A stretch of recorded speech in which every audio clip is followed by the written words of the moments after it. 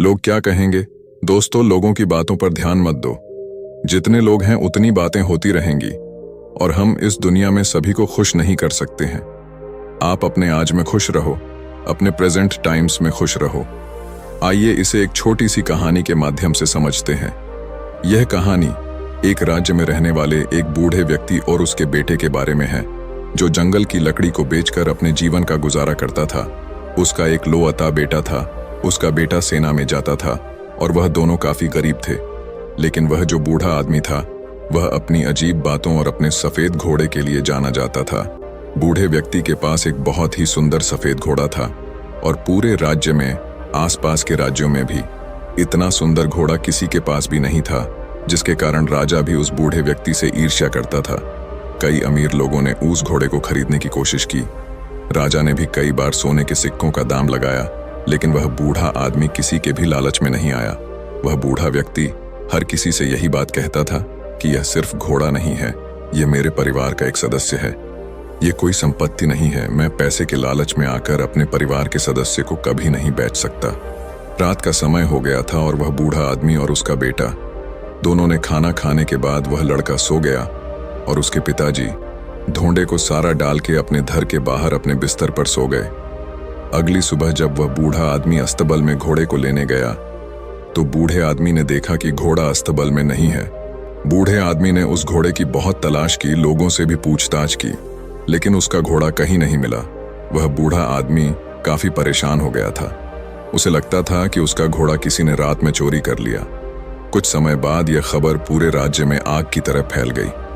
कई लोग वहां आ गए थे और बातें करने लगे। हमें पहले से ही पता था कि किसी दिन घोड़ा चोरी हो जाएगा। ये बूढ़ा आदमी बहुत गरीब और कमजोर है। वह ऐसे अनमोल घोड़े की रक्षा कैसे कर सकता है? ऊन भीड़ में से एक आदमी ने हंसते हुए कहा, घोड़े के जाने जा सदमा आप बर्दाश्त नहीं कर सकते। आपको बहुत दुख हुआ है। वह घोड़े इकलौता आपके कमाई जा जरिया था। आपका इससे बुरा भाग्य और क्या हो सकता है? अगर आप घोड़े को पहले ही राजा को बेच देते तो आपको अच्छी रकम मिल जाती और आप अपना बुढ़ापा आराम से गुजारते। बूढ़े व्यक्ति ने किसी की बात पर कोई जवाब नहीं दिया। उसने बस इतना ही कहा, जो कुछ भी है सब ठीक है। सच तो सिर्फ इतना है कि घोड़ा अस्तबल में नहीं है। बाकी जो होगा देखा जाएगा। इस घटना के करीब 2 महीने के बाद रात को वह बूढ़ा आदमी अकेला अपने घर के दरवाजे पे बैठा था। तभी अचानक रात को घोड़ा वापस आ गया। घोड़े को वापस देखकर वह बूढ़ा आदमी बहुत खुश था। उसने सोचा कि घोड़ा चोरी नहीं हुआ था, वह जंगल में भाग गया था। लेकिन आश्चर्य की बात यह थी कि घोड़े के साथ उस नस्ल के 15 और घोड़े आ गए थे। फिर अगली सुबह यह खबर पूरे राज्य में जंगल की आग की तरह फैलने लगी। लोग इकट्ठा होने लगे और उस बूढ़े व्यक्ति से बोले, आप सही थे। घोड़े का जाना कोई दुर्भाग्य नहीं था। यह तो आपके लिए एक वरदान साबित हुआ है। आपके पास अभी एक नहीं 15 और घोड़े हैं। आपकी किस्मत अब बदल चुकी है। अब आप घोड़ों के व्यापारी बन सकते हैं। वह बूढ़ा आदमी शांत रहा और बोला, सच तो यह है कि घोड़े के साथ 15 और घोड़े आ गए हैं। जो कुछ भी है सब ठीक है। आगे जो होगा देखा जाएगा। उस बूढ़े व्यक्ति के बेटे ने जंगली घोड़ों को वश में करना सीखना शुरू किया, लेकिन घोड़े जंगली थे तो जल्दी वश में नहीं आ रहे थे। लेकिन सिर्फ 3 दिन के बाद लड़का जंगली घोड़े पर बैठकर घोड़े को वश में करने का प्रयास कर रहा था, पर वो घोड़े से नीचे गिर गया और उसे काफी जख्म भी लगे थे और उसके पैर की हड्डियां टूट गईं। बूढ़े व्यक्ति ने देखा कि उसका बेटा नीचे गिरा पड़ा है और वो दर्द से चिल्ला रहा है। और फिर कुछ लोग उसे वेदजी के पास ले गए। लोग फिर इकट्ठे हुए और दुखी होकर बोले, आपके साथ बहुत बुरी चीजें हुई हैं। 15 घोड़े मिलना कोई आशीर्वाद नहीं था, बल्कि अभिशाप था। आपके इकलौते बेटे का पैर टूट चुका है। अब उसकी शादी कैसे होगी? गरीब आदमी बदकिस्मत है। लेकिन वह बूढ़ा आदमी लोगों की बातों से प्रभावित नहीं हुआ। उस बूढ़े आदमी ने कहा, सच तो यह है कि बेटे ने एक पैर खो दिया है। यह भी सच है कि अब मुझे उसके बुढ़ापे में उसकी मदद करनी होगी। लेकिन जो कुछ भी है सब ठीक है। आगे जो होगा देखा जाएगा। कुछ समय बाद राजा के पड़ोसी दुश्मनों ने एक विशाल सेना के साथ राज्य पर हमला कर दिया। राजा को अपने सेना को तैयार करने का भी समय नहीं मिला। राजा की सेना अचानक हुए हमले के कारण कमजोर पड़ने लगी। इसलिए राज्य के सभी युवाओं को भी न चाहते हुए जबरदस्ती सेना में ले लिया गया। राजा और उसकी प्रजा युद्ध दुश्मन का सामना कर रहे और दूसरी तरफ लेकिन उस बूढ़े आदमी का बेटा बच गया क्योंकि वह लंगड़ा था। लोग रोते हुए बूढ़े आदमी के घर जमा होने लगे। लोगों ने उनसे कहा, आप सही थे, आपके बेटे का टूटा हुआ पैर आपके लिए आशीर्वाद साबित हुआ है। उसे युद्ध में नहीं जाना पड़ा, लेकिन हम सभी बहुत परेशान हैं। हमारे बच्चे अब चले गए हैं। हमें नहीं पता कि वे युद्ध से वापस आएंगे या नहीं। हम सभी जानते हैं कि आप सुख और दुख में एक से रहते हैं, लेकिन आप यह कर कैसे लेते हैं? बूढ़े व्यक्ति ने कहा, सबसे पहले सच को समझो। सच सिर्फ इतना है कि तुम्हारे बेटे मातृभूमि की सेवा करने गए हैं। शायद यह तुम्हारी इच्छा नहीं थी, फिर भी वे चले गए। यह दुर्भाग्य है या सौभाग्य, कोई नहीं जानता। वह आगे बोला, जब तक आप लोग चीजों को अच्छा या बुरा कहने की आदत नहीं छोड़ेंगे, तब तक आप परेशान होते रहेंगे। भाग्य की देखभाल क्यों करनी है? अगर करना ही है तो अपने कार्यों का ध्यान रखें, अपने विचारों का ध्यान रखें और खुशी से जीवन जीते रहें। लाभ हानि भाग्य, यह जीवन के छोटे से छोटे हिस्से हैं।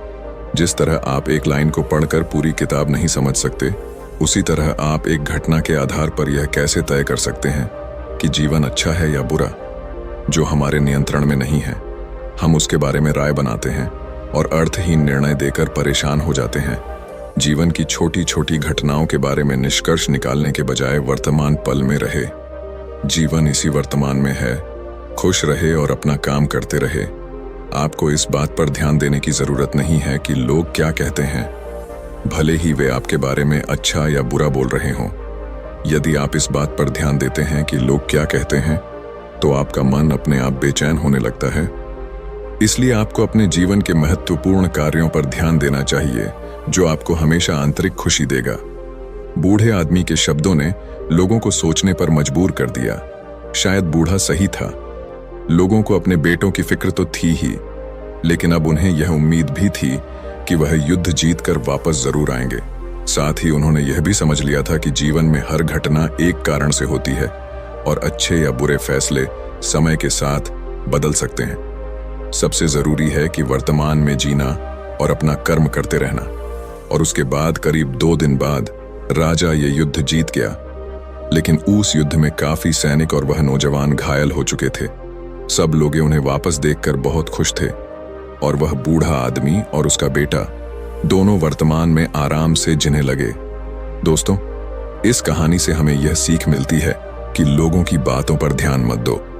जितने लोग हैं उतनी बातें होती रहेंगी और हम इस दुनिया में सभी को खुश नहीं कर सकते हैं। अपने आज में खुश रहो, अपने प्रेजेंट टाइम्स में खुश रहो। इसीलिए जो आपको सही लग रहा है, जिसमें आपका फायदा है, उस बात का अपने दिमाग के आधार पर सही फैसला लो। लोग आज कुछ कहते हैं तो कल कुछ और। इसीलिए हमें लोगों पर नहीं बल्कि अपने काम पर ध्यान देना है, अपनी मंजिल पर ध्यान देना है और आगे बढ़ते रहना है। अगर हम इसी तरह लोगों की बातें सुनते रहे तो हम कभी भी आगे नहीं बढ़ पाएंगे और इनकी बातों में उलझ कर रह जाएंगे। दोस्तों, आपने आज के इस वीडियो से क्या सीखा, वह मुझे आप कमेंट में बता सकते हैं। इसी के साथ में उम्मीद है कि आपको आज की वीडियो पसंद आई होगी, तो इस वीडियो को उस इंसान को शेयर करें जिससे यह कहानी सुनने की जरूरत है, और उसी के ठीक बाद चैनल को सब्सक्राइब करें। तो चलिए फिर मिलते हैं ऐसी एक और नई वीडियो में एक नए मैसेज के साथ। तब तक के लिए अपना ख्याल रखिए। धन्यवाद और नमो बुद्धाय।